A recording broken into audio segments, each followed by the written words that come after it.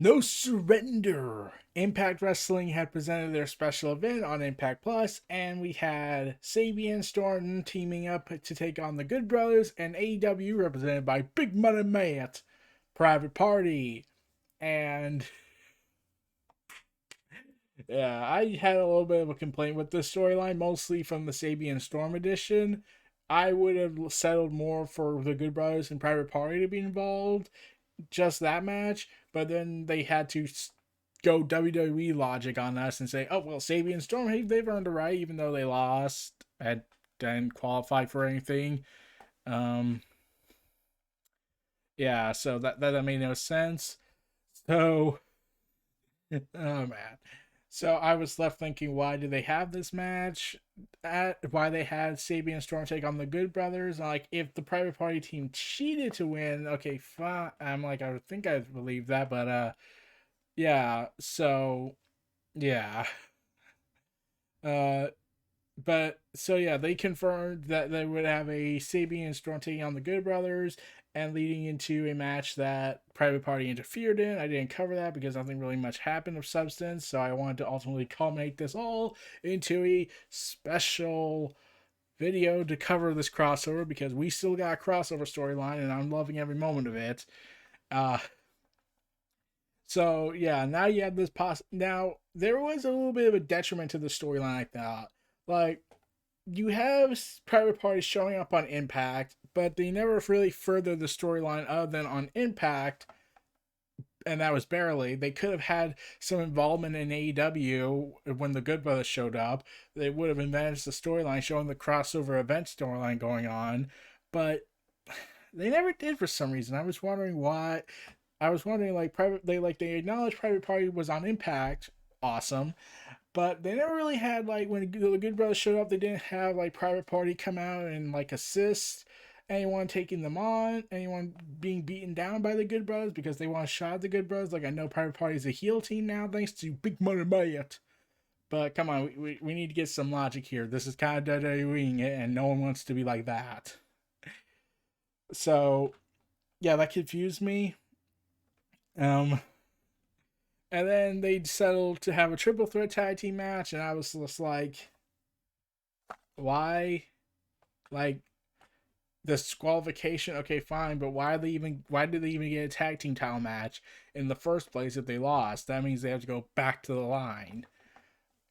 But yeah, I don't know what exactly happened. They could have like just kept it to the Good Brothers and Private Party because I'm pretty sure, and I'm like, you could still have the Good Brothers win because Private Party gets more exposure to do some stuff on Impact and plus Matt Hardy's having fun, it looks. But yeah, so that happened, and this match is about what, 13 minutes or so. Oh, it was a 13-minute bout between Matt Hardy's Private Party group and, well, Sabian and Storm, because their buddy's currently out of action due to unforeseen circumstances.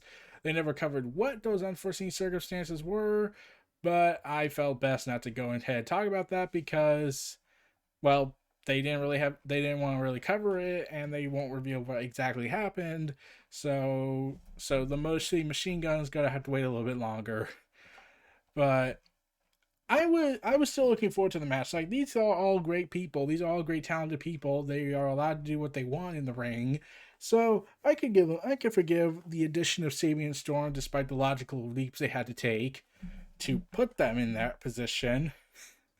But yeah, and once again, I hate the triple threat tag team system idea they do because I'm thinking, wait, so let's see if I get this straight. You mean to tell me that there can be only two people in the ring and they tag the opponent in, which couldn't work because, but why, like, this has been my problem even in WWE. It's like, why have, like, if you have a fatal four-way tag team match, and there's no DQ involved, and they acknowledge there was DQ rules in here, which is a problem I had, but it's like trying to be this not triple threat match like quality, even though they could do that. Even though I believe I can't remember what the game was. I think it was Legends of Wrestling. Uh, they had they did a triple. You could do triple threat fatal four way tag team matches on there, but like it would have the one representative for each team being involved in the ring, not having two members in there, and the other team has to stay out in the ring until they get tagged, because there are so many leaps in logic here with that. So yeah, that was an annoyance in this matchup, but ultimately the Good Brothers retained their tag titles, and Sabin and Storm took the fall. So I get the feeling that was the reason they were thrown in there, even though they could have just done something else to get them in, like having maybe having private parties cheating be the reason why, instead of the hey, let's just get on a tag team match because we're just gonna let them cut in line, and because we have to do that for some reason. Something must have happened. I don't know what exactly happened behind the scenes. Like maybe AEW felt they need to protect private party, so they had to make sure they don't take the pinfall. So Steven Storm got the brunt of it, and like plus Storm can handle a loss because he's at that point in his career. So maybe, but yeah, Big Money Matt and his antics were fun, by using a twist of fate. And then I love Carl Anderson doing the veteran maneuver, where after he tags himself in, he picks up the victory doing a veteran move. Yay, veteran moves! Yay, logic! It was just hilarious to see that. And then they rushed out of the ring because they know they got caught, but the decision stood. So I get the feeling this feud between Private Party and the Good Brothers isn't done. Really, it might be done for a little bit, but I don't think it's done for good. So they can really clearly continue this feud down the road if they ever do to it again. Sabian Storm did the brunt of it, all this, and Matt Hardy says, "Do you not know how much you've disappointed me? I'm not mad, I'm disappointed in all of you for myself. I failed you as my leaders." And I was hoping he would channel a bit of broken Matt Hardy, like, "My brothers, you failed me!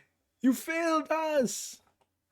And then babbles on about looking into the sky, like, "You have failed the seven deities!" And then Private Party's like, Matt, are you broken right now again? Again, that's just a fantasy booking for me, but like he's trying to basically pin the blame on them and saying he let him down, even though he wasn't even the damn match. But it's Vince logic. He's trying to go with where Matt Hardy is Vince, and everyone points that out, like, dude, stop being Vince. We don't like Vince. Uh, yeah. But yeah, Private Party gets used their heel run. This was a good match. It wasn't like what I was hoping it would be, especially when you add triple threat ruling. Therefore, DQs should be not allowed in the match. So they can go all out with this match. And the logic gap regarding triple threat tag team rules that they were establishing in WWE that bled into the independents and Impact Wrestling. I'm like, you do realize that's not how this triple threat thing works. You either have one representative of each team in the match, or you don't do or you don't do this matchup at all. Just go tornado then. It just annoys me, honestly. One of the other big moments of the match was like Gallows just being fun and everything and all this. Like I watched this match and I feel like they're having fun. They're having fun. They are doing all this. They're having fun. They're getting to do all this. But I just wish they had a bit more energy put in the match. It felt a little sluggish at times. And so it was just okay for me. But yeah, it was a good match, I think. And it does look like they could set up a storyline with Private Party and Sabian and Storm again. And or maybe when Motor City Machine Gun comes back, maybe Private Party can get involved. But yeah, Gallows and Anderson aren't dropping those belts anytime soon, especially with this crossover event. I see them carrying the title for another couple of months at best, and I do see them defending the titles on AEW Dynamite down the road, maybe at a big event eventually. There were rumors that they were going to originally have the Good Brothers taking on the Young Bucks at Revolution, but that didn't happen. It's now going to be Jericho and MJF, but we'll have to see. As for the partnership, Okay, I know I'm going a little off topic here, but this partnership does include things. Apparently, Sammy Guevara was supposed to be in the next character to show up in Impact, and then he no-showed them, and now he's in trouble. So we'll have to wait and see what that goes down with. Some people think it's a work. Some people think it's true. Some people think some other people were credited saying that they had sources that said, "Yeah, this is true." Sammy just basically no-showed everything after initially agreeing, and then just dumped out because I don't want to really do this idea because he couldn't sit down and discuss this. But yeah, that's a different topic altogether.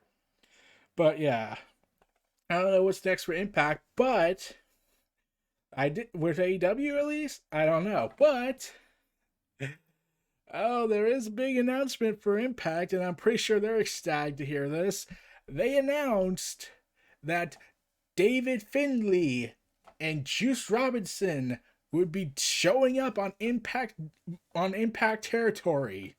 Yeah, Impact finally got their Forbidden Door open with New Japan Pro Wrestling, and there was a report that came out that New Japan and Impact actually been talking about, hey, you want to finally work together after all these years? We want to give you another shot since the summer. So basically, that means, let's see if I'm correct with my calculations. They finally realized, hey, do you think we should not have been dropped by Access TV because we're still bitter about Okada? Because Impact did repeatedly say they were sorry about how they handled Okada when he was in the TNA, and New Japan's response was basically get fucked. So much so that they willingly told Anthem, saying when Anthem offered Access TV to them, when they said, look, we'll let you stay on the air if you work with these guys. Can you work with these guys? And New Japan said, no, I hate these guys. It's because they mistreated Okada here. Except that was TNA's day when there was a completely different management, but now it's like, nah, we can't forgive them for that.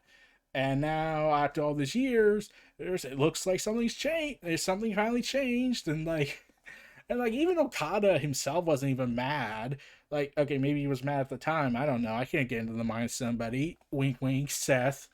Uh, of their time there, but Okada has come out in interviews saying that he at least got a learning experience out of this, how he also had to be a character than just be a wrestler when it comes to American promotion wrestling.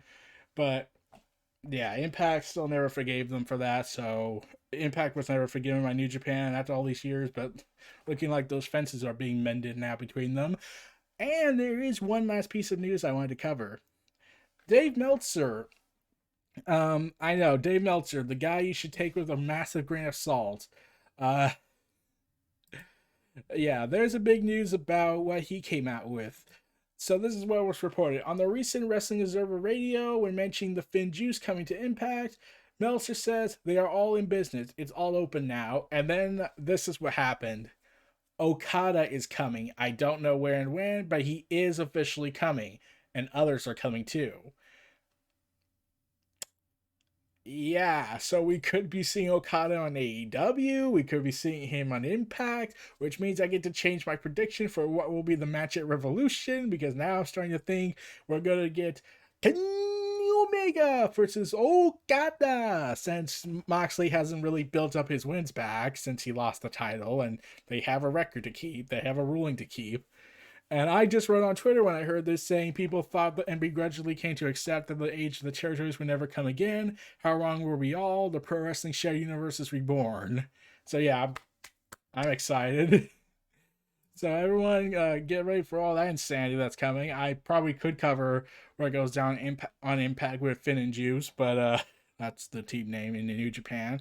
But we'll have to see what progresses on there. So this was Neo Reality Entertainment presenting the WrestleVerse.